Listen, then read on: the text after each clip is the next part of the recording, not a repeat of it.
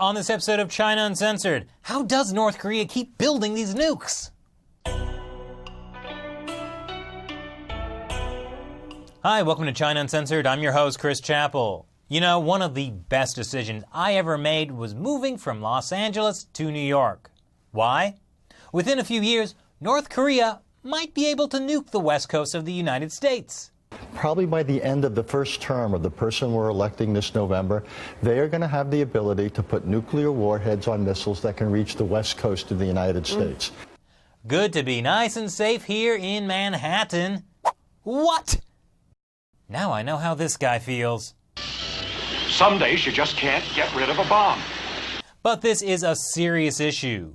North Korea tested yet another nuclear device this month. He's done it again. Kim Jong-un has carried out his second nuclear test in 8 months. This one the strongest ever. The U.S. also now assumes North Korea has a rudimentary, miniaturized nuclear warhead. Does my miniaturized nuclear device make me look fat? Now, despite repeated attempts to pile sanction upon sanction and isolate North Korea, the West has been able to do very little to curb Kim Jong-un's fat man dreams.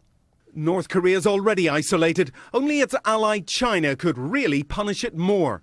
Yes, China will come to the rescue! Right? Right! Chinese authorities are investigating a company for grave economic crimes. The conglomerate, Hongxiang Industrial Development Limited, may have violated a ban by China's own Ministry of Commerce. They were selling aluminum oxide to North Korea. Aluminium oxide for those of you folks outside the U.S. What's the big deal about that? Well, according to the United States Nuclear Regulatory Commission, it's a key ingredient in uranium enrichment. This is just one of several key nuclear ingredients this Chinese company was shipping to North Korea. Fortunately, Chinese authorities are cracking down on this greedy corporation that would sacrifice global security for profit. Except it turns out that's not at all what happened. You see, when local police posted this message, what they actually meant by during their work is that two officials from the U.S. Department of Justice told them what Hongxiang was doing and that Chinese authorities had better do something about it. So I guess their work is just doing what the U.S. government tells them. Not that I know anything about that. Anyway, Chinese authorities made the move only days before this report by a South Korean think tank and a Washington research group. It specifically singled out Hongxiang.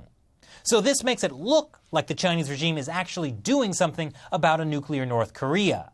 And it is. It's supporting a nuclear North Korea. You see, China trades with North Korea a lot. In fact, China is North Korea's biggest trading partner. China and North Korea have been buddy-buddies for a long time. To be fair, though, the friendship has soured a bit in recent years, with Kim Jong-un being a smidge more volatile than his father. And this is also partly because certain Chinese leaders who had close ties to North Korea have been purged. Also, North Korea has been testing nukes close to the Chinese border, which is kind of annoying. Speaking of close to the Chinese border, the city of Dandong. It's a major trading center with North Korea. That's the location of Hongxiang Industrial Development, the company that just got busted. Hongxiang itself has been trading with North Korea for a long time. And it's pretty hard to believe that the Chinese regime somehow didn't know what they were really up to all these years.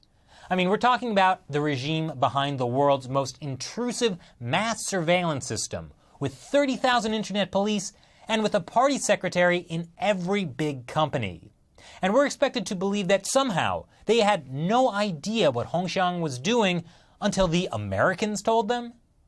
The Chinese regime is absolutely keeping tabs on Chinese companies' trade with North Korea. That's what gives China its biggest bargaining chip with other countries.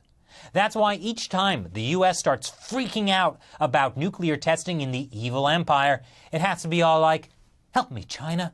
You're my only hope." So back to Hongxiang Industrial Development.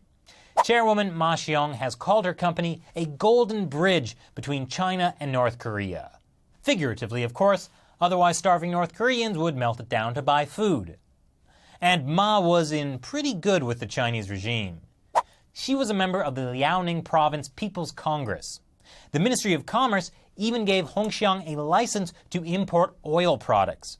Private Chinese businesses can only do that with special permission. So when the Ministry of Commerce banned aluminum oxide sales to North Korea, but her well-connected conglomerate does it anyway, that is not a surprise. Neither was it a surprise to Ma when North Korea first tested nuclear weapons in 2006. In fact, Chinese authorities haven't even made it clear whether or not Ma herself is under investigation. But Ma might be in trouble anyway. Earlier this month, she, along with 451 others, were stripped of their positions in the Liaoning People's Congress. But that had nothing to do with selling uranium enrichment components to North Korea. Apparently, a lot of these Liaoning People's Congress members got their positions through bribery. Ma still got to keep her company, though. So at first glance, it looks like the Chinese regime is taking steps to stop a nuclear madman from endangering the world.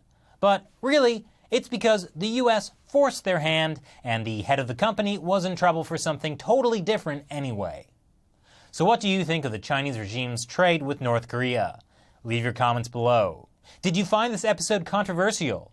Then you might want to check out what that could mean for this video. Thanks for watching this episode of China Uncensored. Once again, I'm Chris Chappell. See you next time.